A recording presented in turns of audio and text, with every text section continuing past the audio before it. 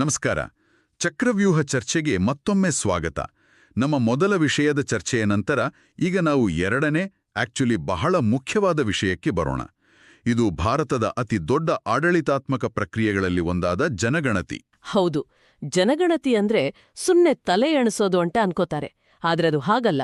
ಅದೊಂದು ರೀತಿ ದೇಶ ತನ್ನನ್ನೇ ತಾನು ಕಣ್ಣಾಡಿಯಲ್ಲಿ ನೋಡ್ಕೊಂಡ ಹಾಗೆ. ನಾವು ಯಾರು, ಎಲ್ಲಿದ್ದೇವೆ, ನಮ್ಮ ಸ್ಥಿತಿ ಹೇಗಿದೆ ಅಂತ ಅರ್ಥ ಮಾಡ್ಕೊಳ್ಳೋ ಒಂದು ಬೃಹತ್ ಪ್ರಯತ್ನ. ಹೌದು, ನೀವು ಹೇಳಿದ್ ನಿಜ. ನಮ್ಮ ಮುಂದಿರುವ ಆಧಾರಗಳ ಪ್ರಕಾರ 2027ರಲ್ಲಿ ನಡೆಯಲಿರುವ ಜನಗಣತಿ ಕೇವಲ ಅಂಕಿಅಂಶಗಳ ಸಂಗ್ರಹವಾಗಿ ಉಳಿದಿಲ್ಲ. ಇದು ಭಾರತದ ಇತಿಹಾಸದಲ್ಲೇ ಒಂದು ದೊಡ್ಡ ಮೈಲಿಗಲ್ಲಾಗುವ ಎಲ್ಲಾ ಲಕ್ಷಣಗಳೂ ಕಾಣಿಸ್ತಿವೆ.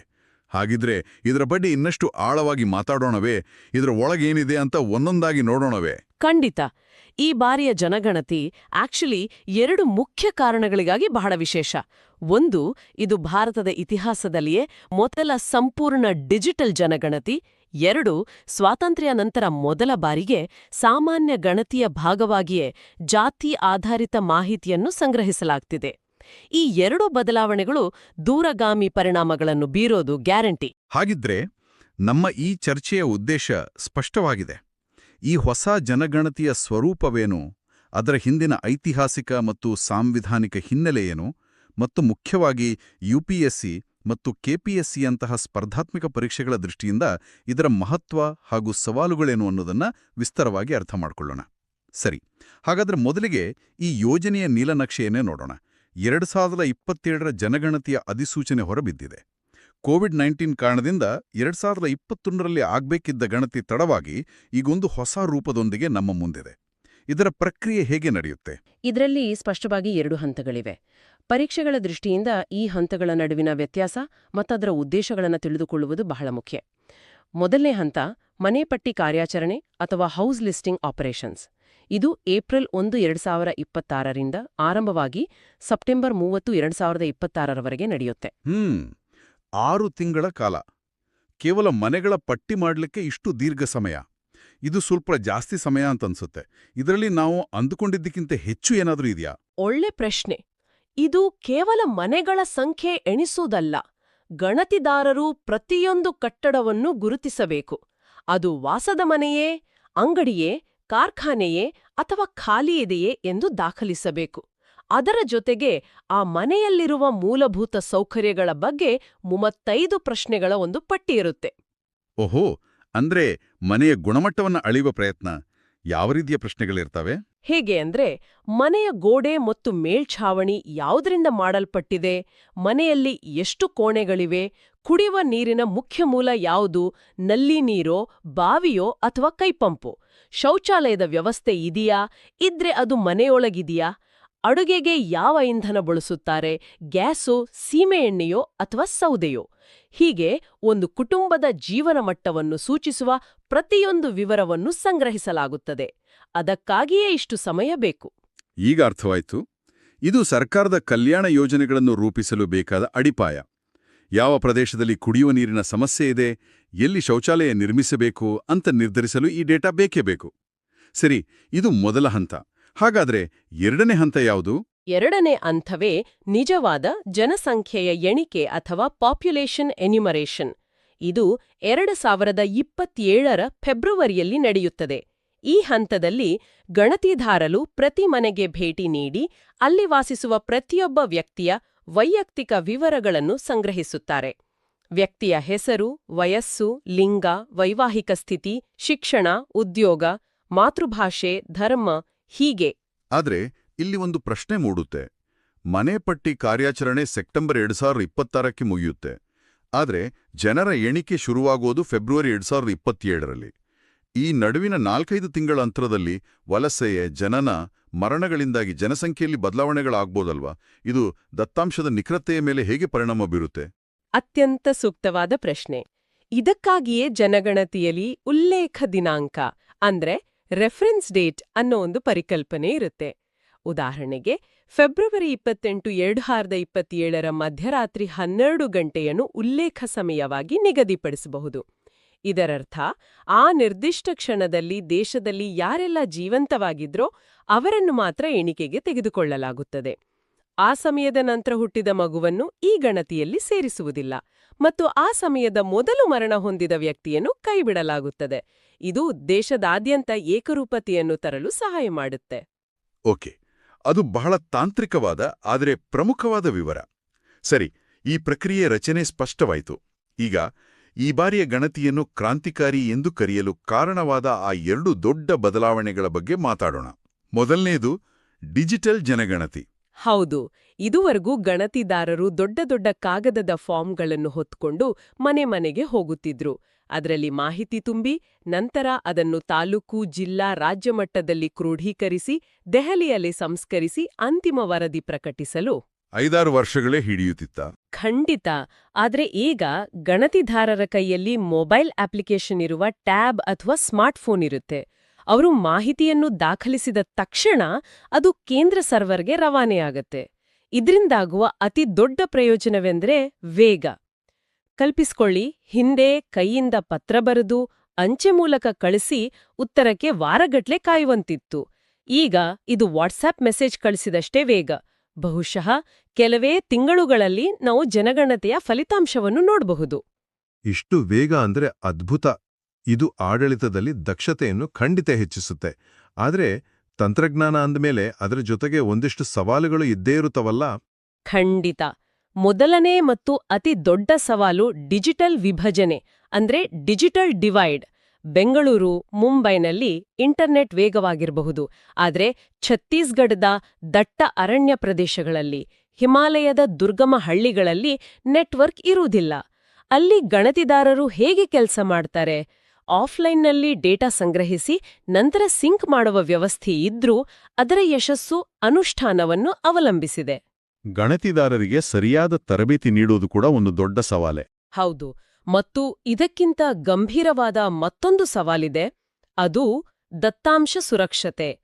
ನಾವು ಮಾತಾಡ್ತಿರೋದು 140 ಕೋಟಿ ಜನರ ಅತ್ಯಂತ ವೈಯಕ್ತಿಕ ಮಾಹಿತಿಯ ಬಗ್ಗೆ. ಅವರ ಹೆಸರು, ವಿಳಾಸ, ಆದಾಯ, ಜಾತಿ, ಧರ್ಮ ಎಲ್ಲವೂ.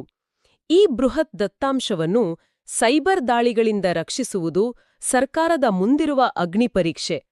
ಇದನ್ನ ಕೇವಲ ತಾಂತ್ರಿಕವಾಗಿ ರಕ್ಷಿಸಿದರೆ ಸಾಕಾ? ಅಥವಾ ಇದರ ದುರ್ಬಳಕೆಯನ್ನ ತಡೆಯಲು ಡೇಟಾ ಸಂರಕ್ಷಣಾ ಕಾಯ್ದೆಯಂತಹ ಕಾನೂನಾತ್ಮಕ ಚೌಕಟ್ಟು ಕೂಡ ಅಷ್ಟೇ ಬಲಿಷ್ಠವಾಗಿರ್ಬೇಕಾ? ಇದು ಬಹಳ ಮುಖ್ಯವಾದ ಚರ್ಚೆ. ನಿಜ. ಈ ತಾಂತ್ರಿಕ ಸವಾಲುಗಳಷ್ಟೇ ಅಲ್ಲ, ಇದಕ್ಕಿಂತಲೂ ಹೆಚ್ಚು ಸಂಕೀರ್ಣ, ಹೆಚ್ಚು ಸೂಕ್ಷ್ಮವಾದ ಇನ್ನೊಂದು ದೊಡ್ಡ ಬದಲಾವಣೆ ಈ ಗಣತಿಯಲ್ಲಿದೆ ಅಲ್ವಾ? ಅದೇ ಜಾತಿ ಗಣತಿ. ನಿಖರವಾಗಿ. ಸ್ವಾತಂತ್ರ್ಯಾನಂತರ ಪರಿಶಿಷ್ಟ ಜಾತಿ ಅಂದ್ರೆ ಎಸ್ಸಿ ಮತ್ತು ಪರಿಶಿಷ್ಟ ಪಂಗಡಗಳ ಎಸ್ಟಿ ಮಾಹಿತಿಯನ್ನು ಮಾತ್ರ ಜನಗಣತಿಯಲ್ಲಿ ಸಂಗ್ರಹಿಸಲಾಗುತ್ತಿತ್ತು. ಆದರೆ ಇತರ ಹಿಂದುಳಿದ ವರ್ಗಗಳ ಒಬಿಸಿ ಮತ್ತು ಇತರ ಜಾತಿಗಳ ನಿಖರವಾದ ಸಂಖ್ಯೆ ನಮ್ಮಲ್ಲಿಲ್ಲ. ದಶಕಗಳಿಂದ ನಮ್ಮ ದೇಶದ ಮೀಸಲಾತಿ ಮತ್ತು ಕಲ್ಯಾಣ ಯೋಜನೆಗಳು 1931ರಲ್ಲಿ ಬ್ರಿಟಿಷರು ನಡೆಸಿದ ಜಾತಿ ಗಣತಿಯ ದತ್ತಾಂಶವನ್ನು ಆಧರಿಸಿವೆ. 1931 ಅಂದ್ರೆ ಸುಮಾರು 1 ಶತಮಾನದಷ್ಟು ಹಳೆ ಡೇಟಾ. ಹೌದು. ಕಲ್ಪಿಸಿಕೊಳ್ಳಿ, ಇಂದಿನ ಇಂಟರ್ನೆಟ್ ಯುಗದಲ್ಲಿ ಒಂದು ನಗರದ ಟ್ರಾಫಿಕ್ ನಿರ್ವಹಣೆಯನ್ನು ನಾವು ಕುದುರೆಗಾಡಿಗಳ ಕಾಲದ ನಕ್ಷೆ ಬಳಸಿ ಮಾಡಿದ ಹಾಗೆ. ನಮ್ಮ ಸಾಮಾಜಿಕ ನೀತಿಗಳು ಅಷ್ಟು ಹಳೆಯ ಅಡಿಪಾಯದ ಮೇಲೆ ನಿಂತಿವೆ. ಅದು ಕೇವಲ ಹಳೆಯದಲ್ಲ, ಇಂದಿನ ವಾಸ್ತವಕ್ಕೆ ಅದು ಬಹುಶಃ ಅಪ್ರಸ್ತುತ. ಈ ಹೊಸ ಜಾತಿ ಗಣತಿಯು ಪ್ರತಿಯೊಂದು ಜಾತಿಯ ನಿಖರ ಜನಸಂಖ್ಯೆ, ಅವರ ಶೈಕ್ಷಣಿಕ, ಆರ್ಥಿಕ ಸ್ಥಿತಿಗತಿಗಳ ಬಗ್ಗೆ ಒಂದು ಸ್ಪಷ್ಟ ಚಿತ್ರಣವನ್ನು ನೀಡಲಿದೆ. ಆದರೆ 2011ರಲ್ಲಿ ಸಾಮಾಜಿಕ, ಆರ್ಥಿಕ ಮತ್ತು ಜಾತಿ ಗಣತಿ ಅಂದ್ರೆ SECC ನಡೆದಿತ್ತಲ್ವೇ? ಆದರೆ ಅದರ ಜಾತಿ ಸಂಬಂಧಿತ ದತ್ತಾಂಶವನ್ನು ಸರ್ಕಾರ ಅಧಿಕೃತವಾಗಿ ಬಿಡುಗಡೆ ಮಾಡಲೇ ಇಲ್ಲ. ಹಾಗಾಗಿ ಈ ಬಾರಿಯ ಗಣತಿಗೆ ಮಹತ್ವ ಹೆಚ್ಚಿದೆ. ಹೌದು.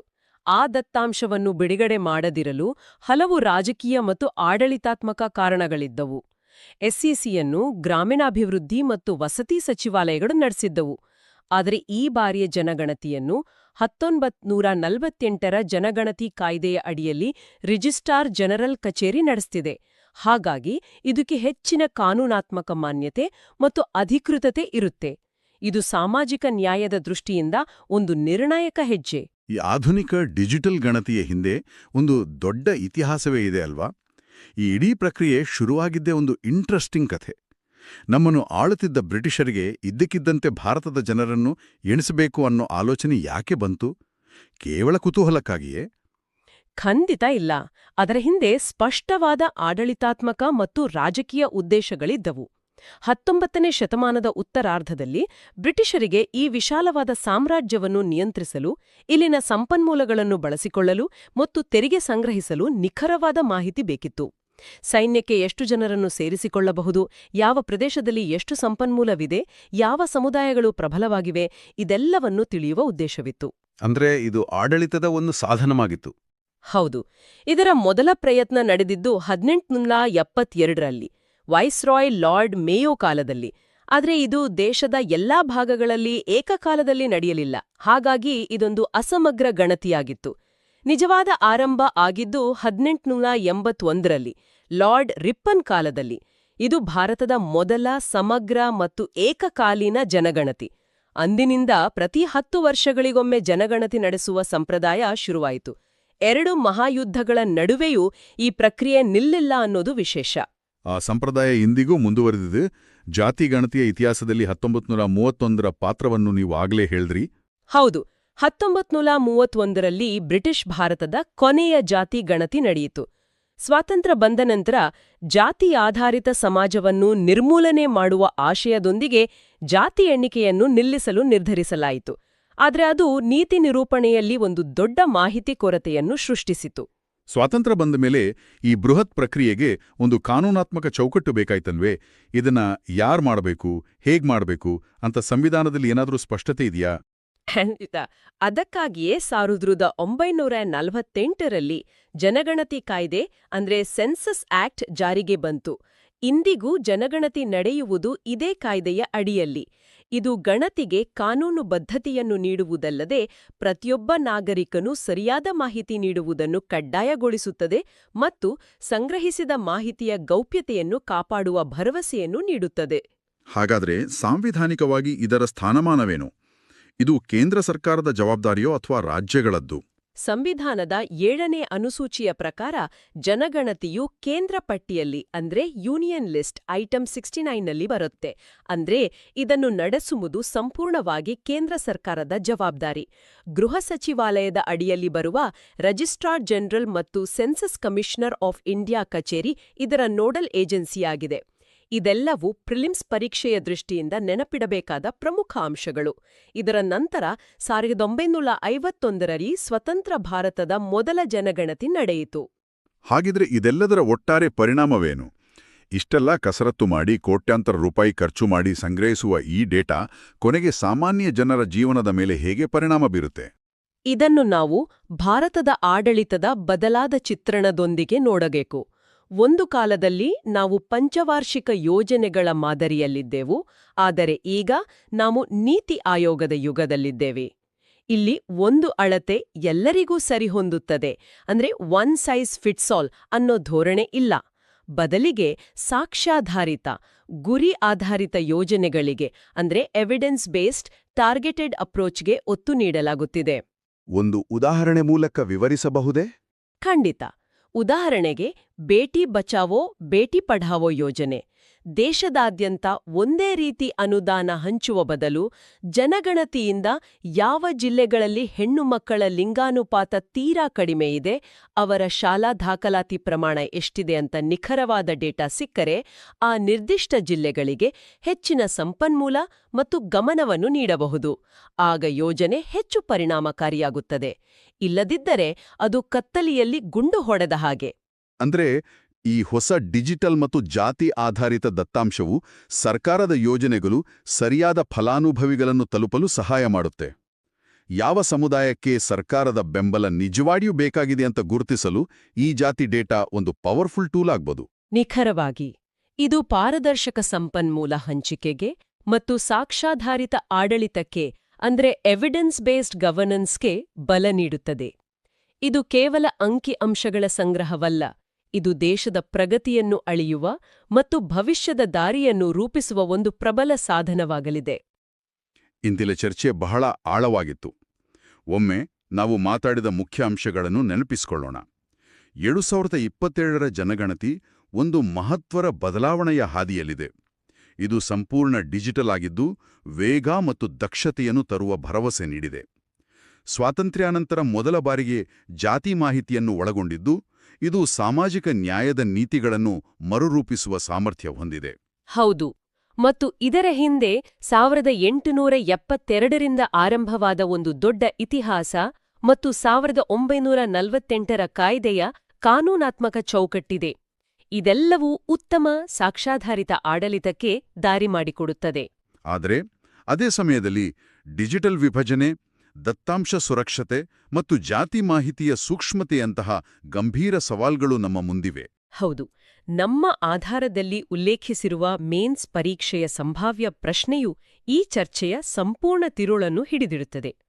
ಭಾರತದಲ್ಲಿ ಡಿಜಿಟಲ್ ಎಣಿಕೆ ಮತ್ತು ಜಾತಿ ಗಣತಿಯನ್ನು ಸೇರಿಸುವ ನಿರ್ಧಾರವು ಸಾಮಾಜಿಕ ನ್ಯಾಯ ಮತ್ತು ನೀತಿ ನಿರೂಪಣೆ ಮೇಲೆ ಹೇಗೆ ಪ್ರಭಾವ ಬೀರುತ್ತದೆ, ಇದರ ಸವಾಲುಗಳನ್ನು ಚರ್ಚಿಸಿ. ಇದು ಮುಂದಿನ ದಿನಗಳಲ್ಲಿ ನೀತಿ ನಿರೂಪಕರು, ಆಡಳಿತಗಾರರು ಮತ್ತು ನಾಗರಿಕರು ಎದುರಿಸಲಿರುವ ಕೇಂದ್ರ ಪ್ರಶ್ನೆಯಾಗಿದೆ. ಚರ್ಚೆಯನ್ನು ಮುಗಿಸುವ ಮೊದಲು ಕೇಳುಗರ ಮುಂದೊಂದು ಆಲೋಚನೆ.